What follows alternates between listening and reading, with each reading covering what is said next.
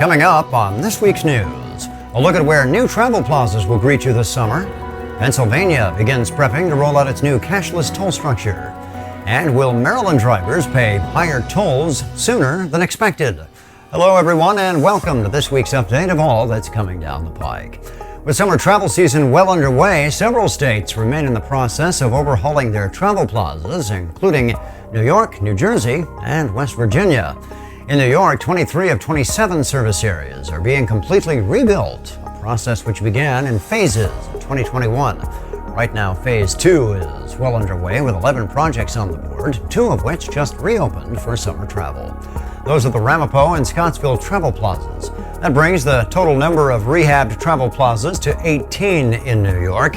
In New Jersey, in the meantime, the James Gandolfini service area remains closed but is expected to open during the summer. However, no firm date has been released. Meanwhile, in West Virginia, they are getting close to reopening 2 of their travel plazas, which closed early last year for rehab. However, neither of the rehabbed plazas is expected to be available for summer travelers. Both the Beckley and Bluestone travel plazas are slated to be completed within the next 4 months, reopening in December ahead of the holiday travels later this year.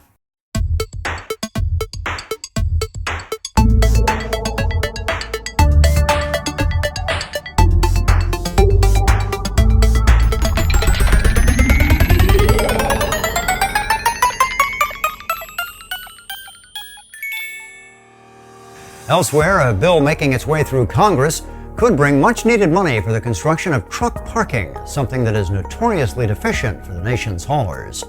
FreightWaves is reporting Arkansas Representative Steve Womack was key to including a $200 million appropriation for more truck parking, part of a funding bill making its way through the House Appropriations Subcommittee.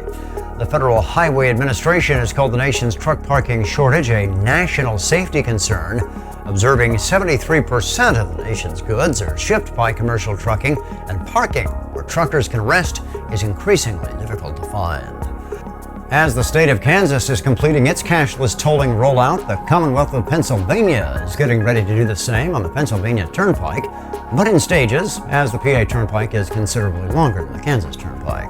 Cashless gantries have been replacing plazas in many locations for several years, and now the Pennsylvania Turnpike Commission has finally approved a new tolling structure to go with the cashless conversion in the nation's Keystone State.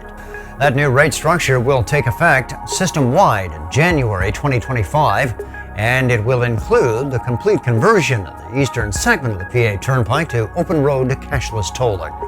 Toll plazas in the western Pennsylvania areas will still need to be replaced by gantries, so that portion of the Pennsylvania Turnpike will not be open road just yet for those using license plate tolling. The new toll structure will be mileage-based with fixed charges for every gantry that is passed.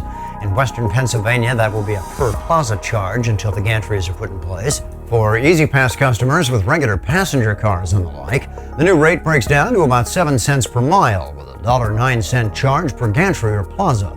The license plate tolling rate, called Toll by Plate in Pennsylvania, is twice the E-ZPass rate. Truckers will see a multiple of the passenger car rate based on the vehicle's length and height. Toll revenue is front of mind in Maryland these days, with Maryland Matters reporting a toll increase could come a year earlier than expected for the bridges, tunnels, and highways managed by the Maryland Transportation Authority. And it's primarily thanks to the collapse of the Francis Scott Key Bridge back in March. The MDTA's Director of Finance, Chantel Green, is quoted as saying the agency is facing a $153 million shortfall between now and 2030, due mainly to the loss of the toll revenue associated with the Key Bridge.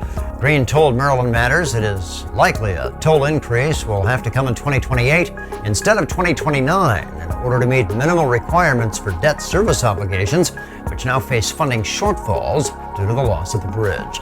A toll increase would impact Baltimore's tunnels, 3 toll bridges, and of course the JFK Memorial Highway, which is the toll road on I-95 between Baltimore and the Delaware state line. Speaking of 2028, that is how far away the opening of the Otay Mesa East border crossing south of San Diego could be. That puts it about 4 years behind schedule. Officials with the San Diego Association of Governments are blaming current budget shortfalls and construction delays on lingering negotiations with U.S. Border and Customs, as well as the General Services Administration. The new crossing and tolled point of entry would ease pressure on the existing crossing, which is located about 2 miles to the west. Otay Mesa East was expected to open later this year. For their part, government authorities in Mexico say the infrastructure on their side of the crossing will be completed by the end of the year on schedule.